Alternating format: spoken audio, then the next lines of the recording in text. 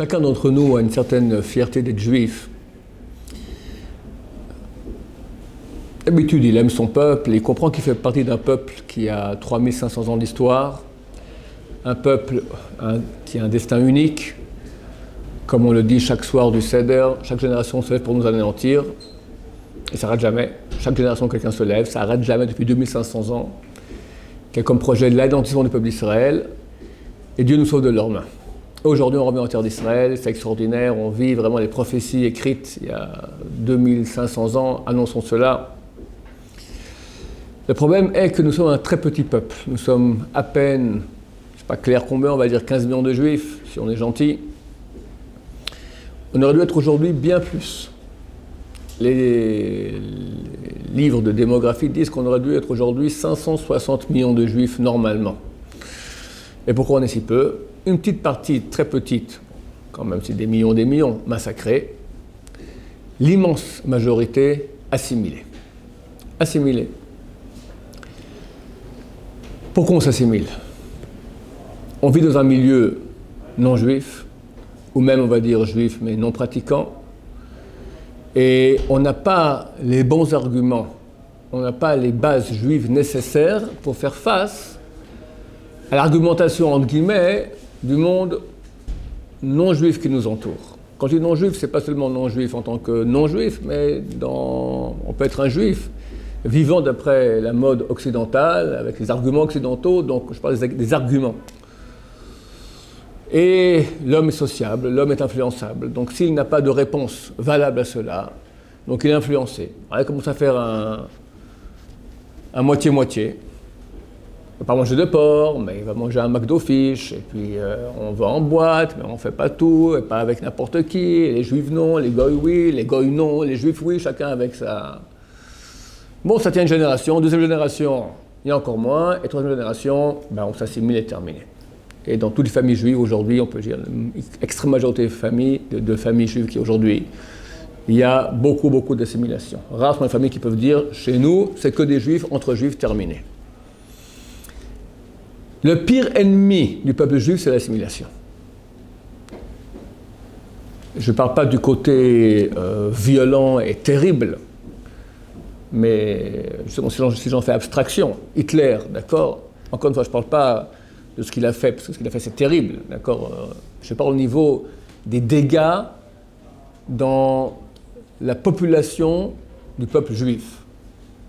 Hitler a tué un tiers du peuple juif, 6 millions, dans des conditions affreuses. Mais 6 millions, c'est 6 millions. Je vous parle de presque 560 millions disparus. 545 millions, pour être précis. 545 millions. Alors nous qui voulons rester juifs, qui sommes fiers des juifs, qui nous aimons nos peuples juifs, nous voulons avoir aussi une descendance juive. Personne ne veut avoir des petits-enfants goy. Personne. Qu'est-ce qu'on doit faire ? Le minimum, après que tu aies investi 12 ans d'études, pourquoi ? Pour ton gagne-pain, pour ton statut social. Et tu vas encore investir 40 ans pour ton gagne-pain et ton statut social, on te propose une année shabbatique, un arrêt. Tu viens ici à Jérusalem, la ville de Torah, la ville sainte. Tu étudies pendant 1 an la Torah et tu apprends les arguments. Tu apprends maintenant les bases du judaïsme. Pourquoi je suis juif ? Qu'est-ce que ça signifie ? Qu'est-ce que je donne comme contenu intelligent à mes enfants ? Parce que moi, je suis fier d'être juif. Donc, l'assimilation, elle ne m'intéresse pas, mais mes enfants n'ont pas le même contenu juif que j'ai moi-même. Il y a une déperdition qui est très rapide.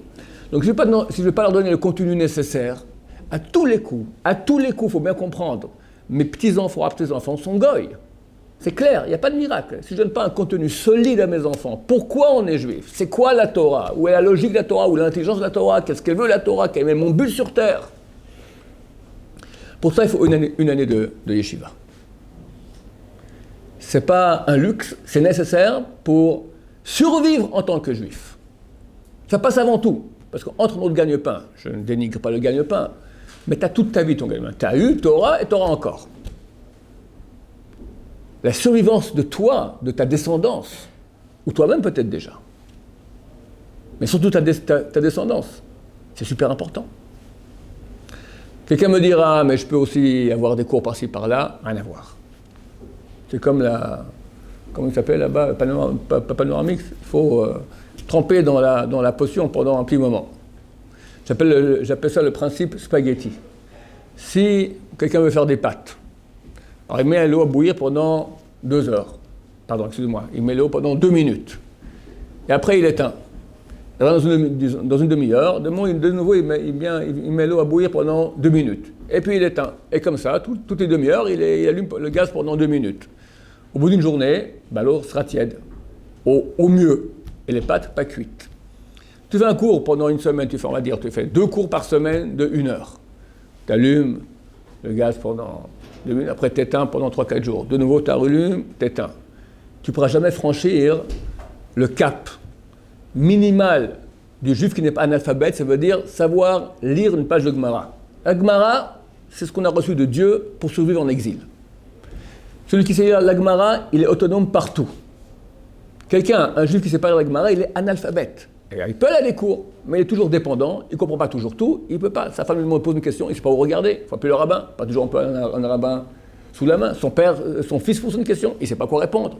Quelqu'un maintenant qui est devenu autonome, il est autonome. Il y a 100 000 livres qu'il peut aller lui-même consulter par ses propres moyens.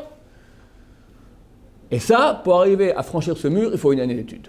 C'est clair. En concentré, entre 7, 8, 9 heures d'études par jour, la somme d'informations qu'on a pendant cette année-là, elle nous sert pour toute notre vie. De plus.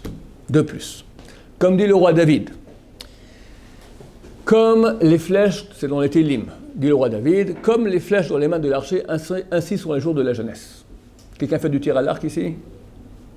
Tu en as fait un peu. Tu as des stabilisateurs, n'est-ce pas?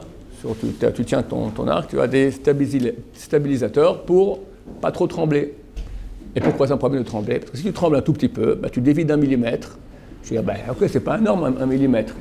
Ici, c'est pas énorme, mais dans la cible, c'est déjà hors de la cible. Comme ça sont les jours de la jeunesse. Les choix que tu fais, tu as 20 ans, tu as 18 ans, c'est là, jusqu'à maintenant, tu n'as pas posé trop de questions. Il fallait que tu dises, tu as ton bac. Tu as eu ton bac, ok, maintenant, la vie est ouverte devant toi. Tu as toutes les options. Ce que tu vas apprendre durant cette année va changer, certainement va changer les caps que tu vas prendre. Qui sera ta femme? Donc qui seront tes enfants? Quel type de juif tu seras? Tout cela change. Tu me diras, ok, ça change un peu, mais ce petit millimètre, il a un impact infini. C'est tes enfants, arrière-petits-enfants, ça va faire extrêmement vite. Depuis qu'on parle maintenant du monde de la Torah, le monde de la Torah, on parle de la Maba, on parle du monde infini, c'est un impact donc infini. Il n'y a pas, je pense, de choses plus urgentes, plus intelligentes, d'investir dans moi-même, savoir qui je suis en tant que juif, investir dans ma descendance, prendre une année ici de remplissage. À mon avis, je dénigre pas le gagne-pain, c'est nécessaire. Mais quand tu prends dans la balance, d'un côté le gagne-pain, le statut social, et d'un côté moi, ma descendance, qui je suis dans mon essence, pourquoi je suis là en tant que juif, les réponses à cela, l'autonomie en Torah, il n'y a pas photo. Alors on vous souhaite à tous très bientôt la bienvenue. Shalom.